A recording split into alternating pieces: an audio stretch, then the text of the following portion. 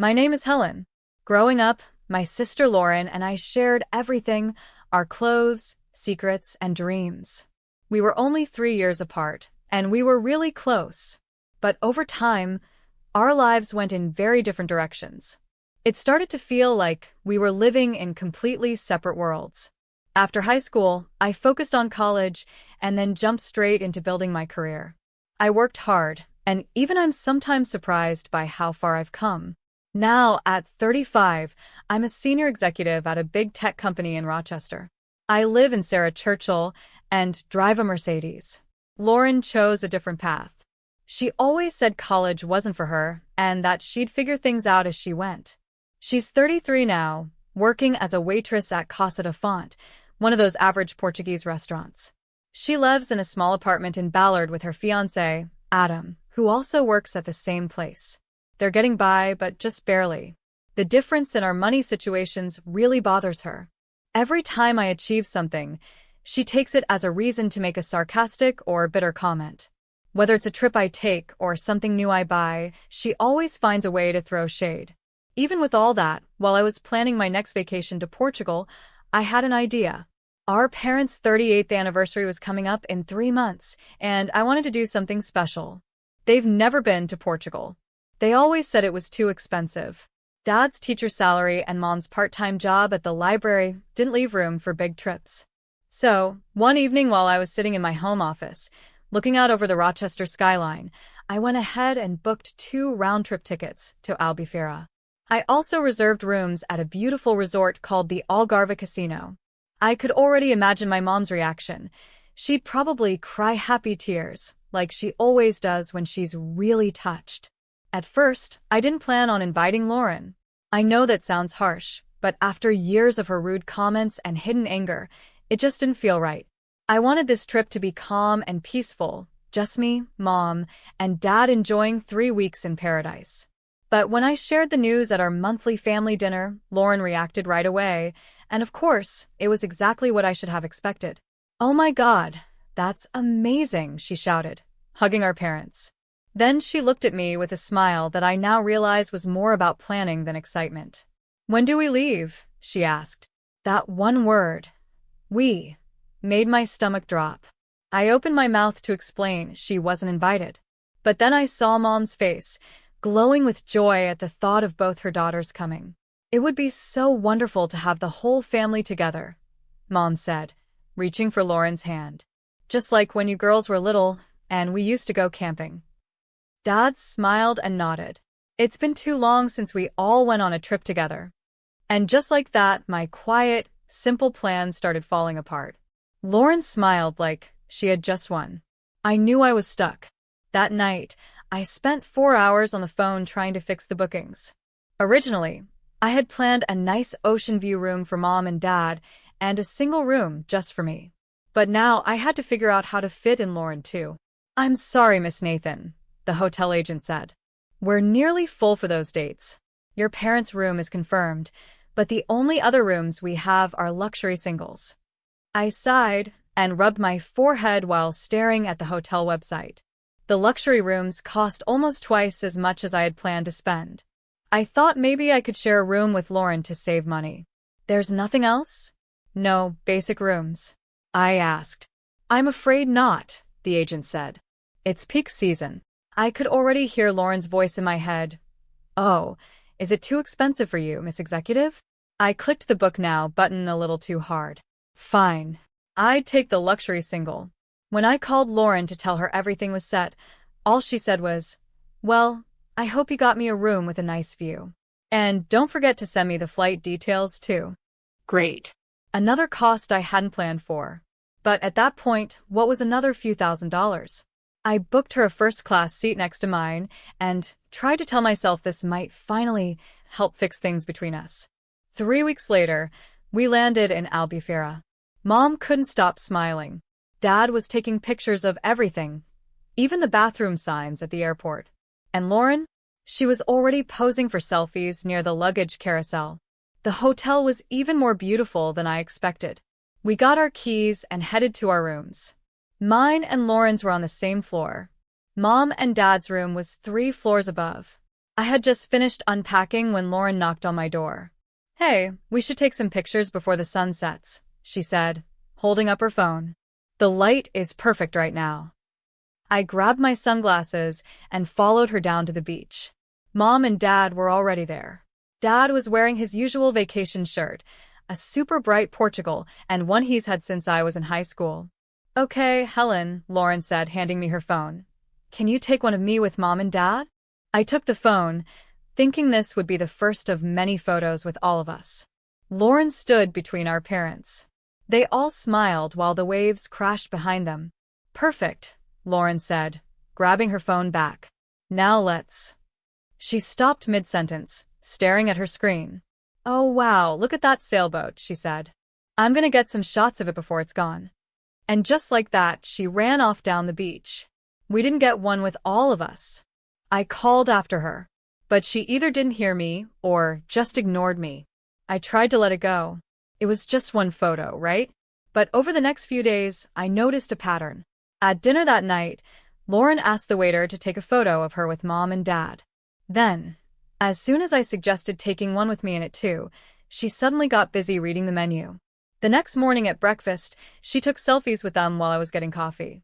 At the pool, on the beach, in the hotel garden, everywhere we went, Lauren was setting up little photo shoots. And somehow, I was never in them. I probably shouldn't have looked at her Instagram that night, but I couldn't help myself. Sitting in my room, I scrolled through her posts, and with every swipe, I got more upset. "Best gift ever, taking Mom and Dad to Portugal for their 35th, one caption said. "Family first. Blessed. Best daughter," read another. Photo after photo made it look like she had planned and paid for the whole trip. A perfect family vacation, except I was missing from the story. Even in the few pictures where I was in the background, Lauren had cropped me out. In one shot at the beach bar, you could just barely see my hand holding a drink in the corner. That was it. That was all that was left of me in my sister's version of this trip.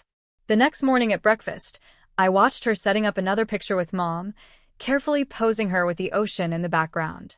I wanted to say something, like, "Hey, stop acting like you paid for this trip on your waitress salary." But I didn't. That would just make me sound bitter.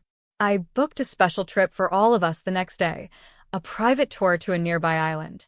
It was expensive, but worth it.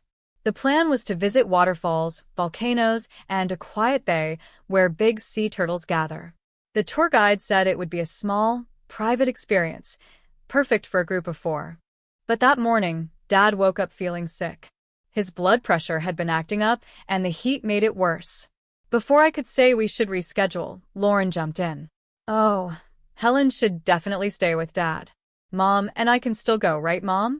"We wouldn't want to waste the booking," she said quickly, like she was being helpful. But I knew she'd been waiting for a moment like this. I was about to say something, but then I looked at Dad. He looked worried.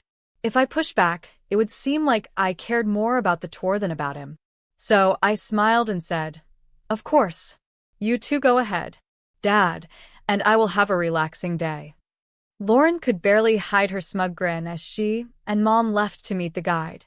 I watched them walk away, trying not to think about how I just paid for another fun experience I wouldn't get to enjoy.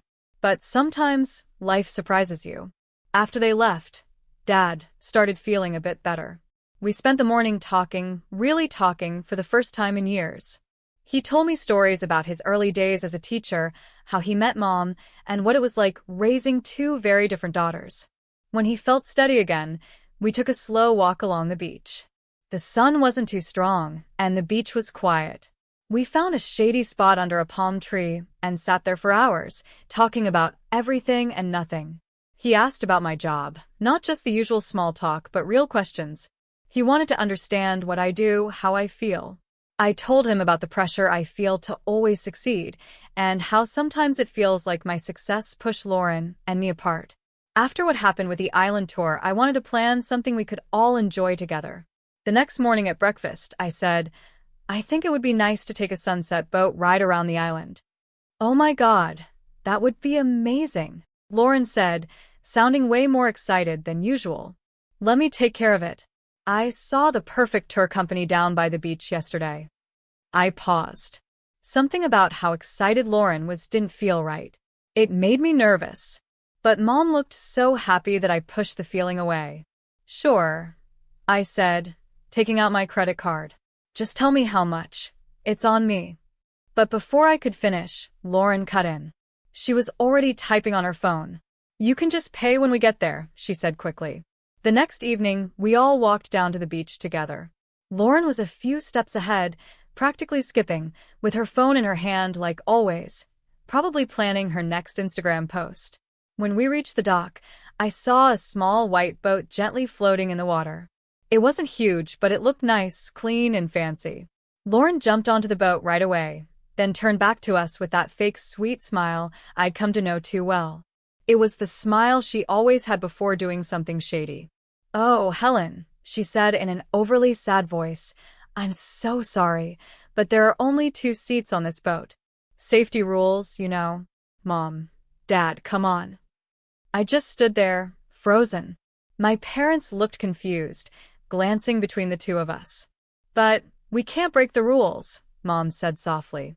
"Mom," Lauren said smoothly, cutting her off, "Helen understands. Don't you, sis? We'll take lots of pictures for you." Then she led Mom and Dad onto the boat, like it was no big deal. I watched, furious, as the boat pulled away, taking my family out to sea without me. And not just any trip. My trip. A trip I had paid for. Just a few feet away, I noticed another boat.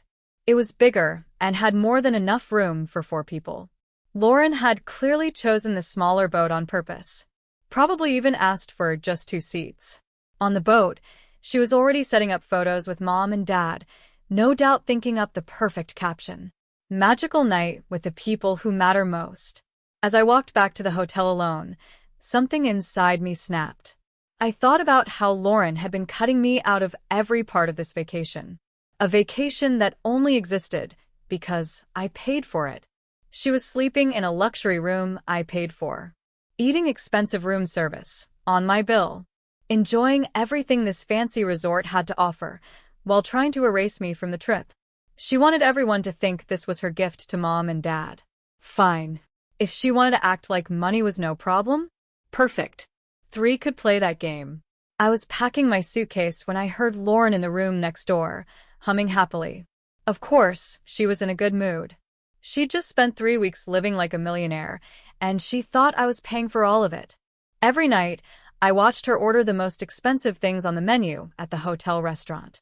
She'd get the $90 lobster or the $100 Wagyu steak without a second thought. "Oh, get whatever you want," she'd say to our parents, waving her hand like she was being generous. "Helen's got it covered. Right, sis?" The bar tab was even worse. She'd order 3 or 4 fancy cocktails every night, each one more expensive than the last. One night, I asked her about it. "I want to try everything on the menu before we leave," she said, sipping a $50 martini. "When am I ever going to get a chance like this again?" And that was only the start. Her room service bills kept growing, late-night snacks, breakfast in bed, fancy afternoon tea.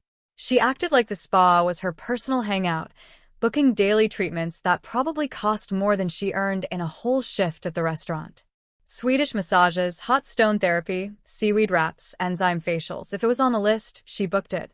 Even the gym wasn't enough for her. She skipped the regular fitness center and hired a private trainer for $300 an hour. "He's really helping me with my form," she told me, wearing brand new workout clothes that I had a feeling were also going on my card. And then came the convertible. Most guests rented a car for a few hours to see the island. Not Lauren. She rented a bright red Mustang for the whole day, driving around with the top down and taking selfies at every stop. When it was finally time to check out, I went to the front desk by myself. The manager smiled as I walked up. "Miss Nathan, I hope you and your family enjoyed your stay." "We did. Thank you," I said. Then I paused. "I'd like to see the bills for each room separately, please. And could you also break down the extra charges by room?" The manager looked a little surprised but nodded. "Of course. Give me a moment to prepare those." Across the lobby, I could feel Lauren watching me as she sat with our parents. She probably thought I was just reviewing the bill before paying the whole thing, like always. She had no idea what was coming. The manager came back with 4 folders. "Here's the bill for room 530, your parents' room," he said, laying them out. "Room 615, your room. And room 825, your sister's." I looked through each one carefully. The charges were exactly what I expected. Then I smiled and said, "Perfect. I'll pay for room 530 and 615. Room 825 will need to be paid separately." From across the lobby, I heard Lauren's chair scrape as she jumped up. "What do you mean, separate bills?" she shouted, walking quickly over to the front desk. "Helen, what are you doing?" Mom and Dad followed, looking confused and worried. "Helen, honey," Mom said softly, "is something wrong?" "Actually, yes," I said, turning to face all of them. "Something's been wrong this whole trip." I looked at Lauren. "Do you want to explain? Or should I?" Her face turned red. "There's nothing to explain. You're just being petty because you have money and I don't." "Petty?" I asked, pulling out my phone. "Mom, Dad, take a look at this." I opened Lauren's Instagram page and started scrolling through her posts. "Notice anything strange about these photos from the trip?" They leaned in, looking at the pictures. At first, they seemed confused. Then, they looked more and more concerned. "Where's Helen?" Dad asked, frowning. "I don't see her in any of these." "That's because she cropped me out," I said. "Every single photo. Look at this one by the waterfall, you can even see where she edited me out." I looked at Lauren. "She's been acting like she brought you on this trip. Like it was all her idea. Like it was her gift to you." "Lauren, is this true?" Mom asked quietly, but with a sharp edge in her voice. Lauren rolled her eyes. "It's just social media, Mom. Who cares?" "I care," I said. "I care that while you were cutting me out of pictures and keeping me out of activities, you were also living like royalty on my money. Spa treatments, room service, a personal trainer, a convertible for the day. Did you think I wouldn't notice?" For a moment, Lauren stood there with that smug smile she always wore. But it disappeared the second the manager handed her the bill for her room. Her face went pale. This has to be a mistake," she stammered, staring at the total. I watched as the number finally sank in. It was about 4 times what she usually made in a month at her restaurant job. Her hands started to shake. I need to make a call," she mumbled, pulling out her phone and walking away from the desk. "Adam, baby, I need your help." Even though she stepped aside, we could still hear Adam's voice through the phone. At first, he sounded cheerful. Then it turned into yelling. "What do you mean, how much?" Lauren tried to keep her voice low. "No, listen, I know it's a lot, but yes, I know we were saving that for the wedding, but no, she won't pay it. She's being ridiculous." Adam's voice got louder. "You told me the whole trip was free. That your sister was paying for everything." Mom covered her mouth, her eyes filling with tears. Dad just stood there, shaking his head slowly. I watched my sister pace back and forth, begging her fiancé to help her pay the hotel bill she had racked up herself. I won't lie, I felt a bit of satisfaction. After 40 long, tense minutes in the hotel lobby, Lauren's phone finally pinged. She got the money. Adam had sent it, but not without one last message that came through loud and clear. "I'm tired of your expensive taste and your rich girl dreams. We'll talk about this when you get home."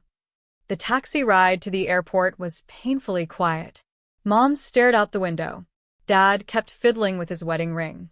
Lauren sat stiff and silent, gripping her phone like it was the only thing holding her together. The only sounds were the air conditioning and the occasional buzz from her phone, probably more angry texts from Adam. At the airport, things got even worse for her. As we walked toward the gate, I saw Lauren look down at her boarding pass, then at mine. Her face went from angry to shocked. "Economy," she said, eyes wide. "You put me in economy?" "I rebooked our flights last week," I said calmly.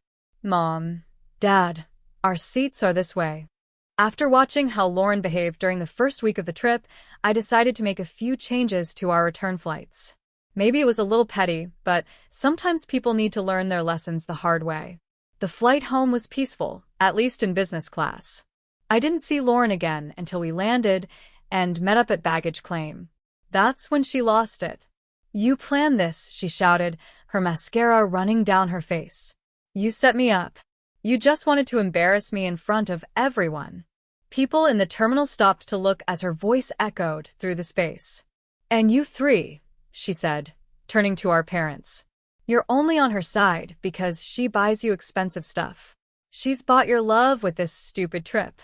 Dad, who had been quiet all day, suddenly stepped forward.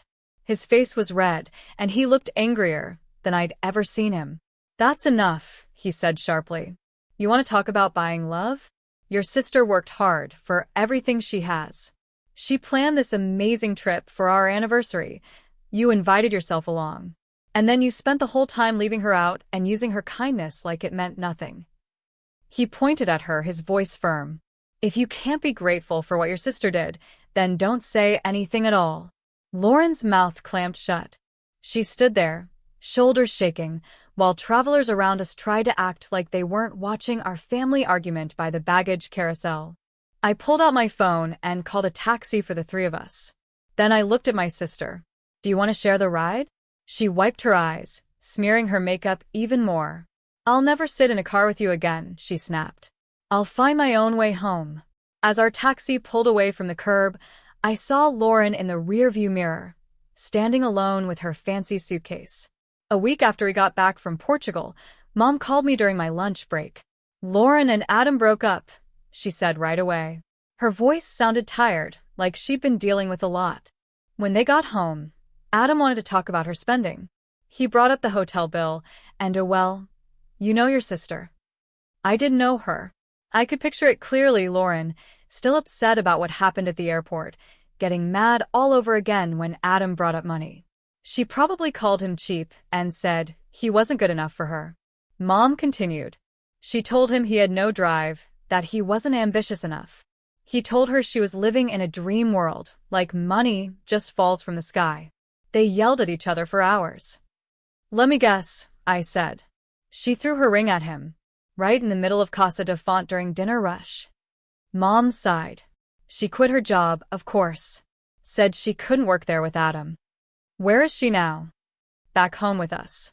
She showed up last night with 3 suitcases and her cat. She's in your old room. It's now her escape from the world." I leaned back in my office chair and looked out at the Rochester skyline. My sister was back where she started, in the same room I left behind when I went to college. "Has she said anything about me?" I asked, though I already knew the answer. "She won't even let us say your name," Mom said. "Your dad tried talking to her about what happened in Portugal, but she shut him down. She's convinced you planned the whole thing to embarrass her." "Mom, you know that's not true." "Of course we know, honey," she said gently. "You don't have to explain anything to us. We were there. We saw it all." That was 4 months ago. I still have dinner with Mom and Dad every other Friday, but I plan my visits carefully just to make sure I don't run into Lauren. They say she's looking for a new job and thinking about moving to Dallas to start over. She still won't speak to me. It's like I don't exist. Sometimes I scroll through my phone and look at the photos from Portugal, the ones where I'm behind the camera, watching my sister smile with our parents. I think about deleting them, but I don't. I keep them as a reminder, not of a vacation that went wrong, but of the moment I finally stopped trying to buy my sister's love. Mom still hopes we'll make up one day. Dad's not so sure. He knows both of us too well.